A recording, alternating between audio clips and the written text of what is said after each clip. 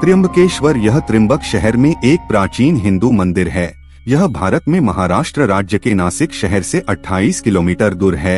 यह मंदिर भगवान शिव को समर्पित है और शिवजी के 12 ज्योतिर्लिंग में से एक है।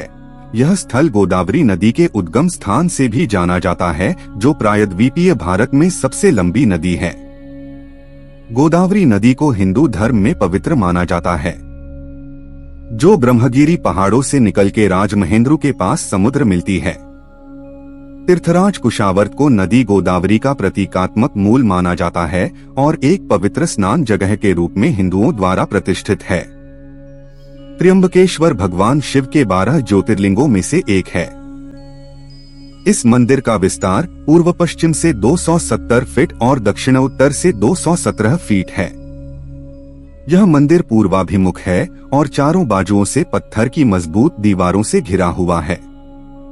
मंदिर के सर्वोच्च शिखर पर 5 स्वर्ण कलश है और पंचधातु से बना केसरिया ध्वज है। मंदिर के अंदर प्रवेश करते ही आपको विप्रों द्वारा किया जा रहा मंत्र पठन सुनाई देता है। यह वातावरण अत्यंत धार्मिक एवं आनंददायी होता है। मंदिर के गर्भगृह में शिव जी का पिंड है। उस पिंड के मध्य में अंगूठे के आकार के 3 उभार है। उन्हें ब्रह्मा, विष्णु और महेश के नाम से जाना जाता है। उनमें से महेश के उभार से निरंतर गंगा जल रिसता रहता है। त्र्यंबकेश्वर ज्योतिर्लिंग में ब्रह्मा, विष्णु और महेश तीनों ही विराजित हैं। यही इस ज्योतिर्लिंग की सबसे बड़ी विशेषता है। अन्य सभी ज्योतिर्लिंगों में केवल भगवान शिव ही विराजित हैं। गोदावरी नदी के किनारे स्थित त्र्यंबकेश्वर मंदिर काले पत्थरों से बना है। मंदिर का स्थापत्य अद्भुत है। इस मंदिर के पंचक्रोशी में कालसर्प शांति, त्रिपिंडी विधि और नारायण नागबली की पूजा संपन्न होती है, जिन्हें भक्तजन अलग अलग मुराद पूरी होने के लिए करवाते हैं।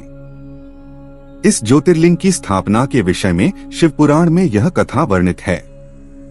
एक बार महर्षि गौतम के तपोवन में रहने वाले ब्राह्मणों की पत्नियां किसी बात पर उनकी पत्नी अहिल्या से नाराज हो गईं। उन्होंने अपने पतियों को ऋषि गौतम का अपमान करने के लिए प्रेरित किया। उन ब्राह्मणों ने इसके निमित्त भगवान श्री गणेश जी की आराधना की। उनकी आराधना से प्रसन्न हो गणेश जी ने प्रकट होकर उनसे वर मांगने को कहा। उन ब्राह्मणों ने कहा, प्रभु, यदि आप हम पर प्रसन्न हैं तो किसी प्रकार ऋषि गौतम को इस आश्रम से बाहर निकाल दें। उनकी यह बात सुनकर गणेश जी ने उन्हें ऐसा वर न मांगने के लिए समझाया, किंतु वे अपने आग्रह पर अटल रहे। अंततः गणेश जी को विवश होकर उनकी बात माननी पड़ी। अपने भक्तों का मन रखने के लिए वे एक दुर्बल गाय का रूप धारण करके ऋषि गौतम के खेत में जाकर रहने लगे। गाय को फसल चरते देखकर ऋषि बड़ी नरमी के साथ हाथ में तृण लेकर उसे हाँकने के लिए लपके। उन तृणों का स्पर्श होते ही वह गाय वहीं मरकर गिर पड़ी। अब तो बड़ा हाहाकार मचा। सारे ब्राह्मण एकत्र हो गोहत्यारा कहकर ऋषि गौतम की भर्त्सना करने लगे। ऋषि गौतम इस घटना से बहुत आश्चर्यचकित और अब उन सारे ब्राह्मणों ने कहा कि तुम्हें यह आश्रम छोड़कर अन्यत्र कहीं दूर चले जाना चाहिए। गोहत्यारे के निकट रहने से हमें भी पाप लगेगा। विवश होकर ऋषि गौतम अपनी पत्नी अहिल्या के साथ वहां से 1 कोस दूर जाकर रहने लगे, किंतु उन ब्राह्मणों ने वहां भी उनका रहना दूभर कर दिया। वे कहने लगे, गोहत्या के कारण तुम्हें अब वेद पाठ और यज्ञादि के कार्य करने का कोई अधिकार नहीं रह गया। अत्यंत अनुनय भाव से ऋषि गौतम ने उन ब्राह्मणों से प्रार्थना की कि आप लोग मेरे प्रायश्चित और उद्धार का कोई उपाय बताएं।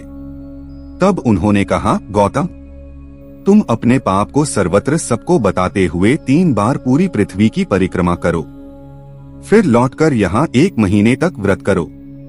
इसके बाद ब्रह्मगिरी की परिक्रमा करने के बाद तुम्हारी शुद्धि होगी, अथवा यहाँ गंगाजी को लाकर उनके जल से स्नान करके 1 करोड़ पार्थिव शिवलिंगों से शिवजी की आराधना करो।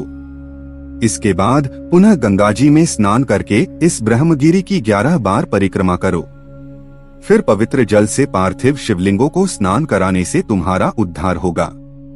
ब्राह्मणों के कथनानुसार महर्षि गौतम वे सारे कार्य पूरे करके पत्नी के साथ पूर्णतः तल्लीन होकर भगवान शिव की आराधना करने लगे। इससे प्रसन्न हो भगवान शिव ने प्रकट होकर उनसे वर मांगने को कहा।